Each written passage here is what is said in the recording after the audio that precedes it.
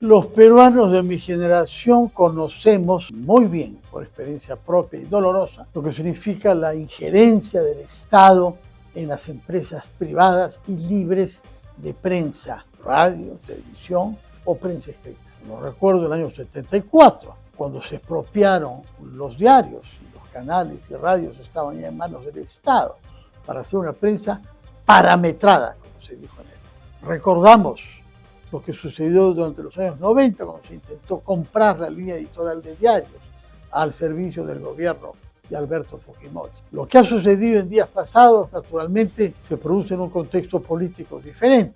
No ha habido, en principio, una voluntad de atentar directamente contra la democracia, pero sí de hacer una norma que imponga a los medios de prensa una propaganda de facto hecha por el gobierno sobre sus supuestos logros y méritos en materia de lucha contra la criminalidad y la inseguridad. Los órganos de prensa no necesitamos que nos digan qué es lo que tenemos que hacer. Estamos comprometidos con la población. Nuestro trabajo es informar y defender el derecho de los ciudadanos a vivir en seguridad. Ellos, sus hijos y sus familias. Más bien, que nos impongan, como el Ministerio de Justicia ha tratado de proponer, una franja de 40 minutos durante las noches, va a alejarnos del público que desconfía todo lo que son las verdades oficiales de este gobierno.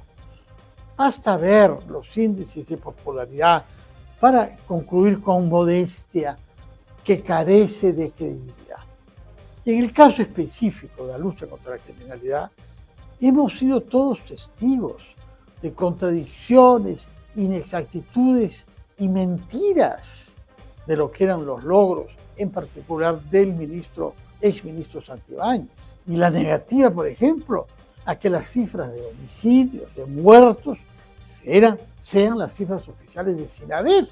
No, el gobierno quería poner sus propias cifras, naturalmente minimizando la gravedad de los hechos. En una sociedad democrática hay una prensa plural y libre, y todos, cada uno a nuestra manera, tratamos de hacer lo mejor posible, porque ese es el interés de nosotros, tener credibilidad, que el público sepa que no acomodamos la información a los intereses de nadie. Ese es el espíritu en el que se trabaja en la prensa en una democracia. ¿Por qué necesitaríamos una franja de 40 minutos durante la noche? La idea, felizmente, ha sido desaprobada en todos los sectores políticos. El día de hoy estuvo el ex defensor del pueblo, el doctor Walter Gutiérrez, para decir que la ley es infeliz y además inconstitucional.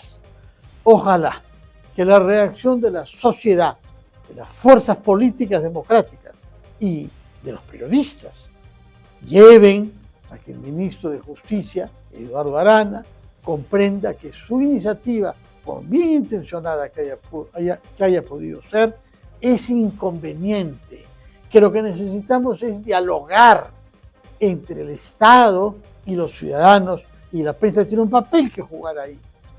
Y este diálogo comienza por entrevistas, que es lo propio de nuestro oficio.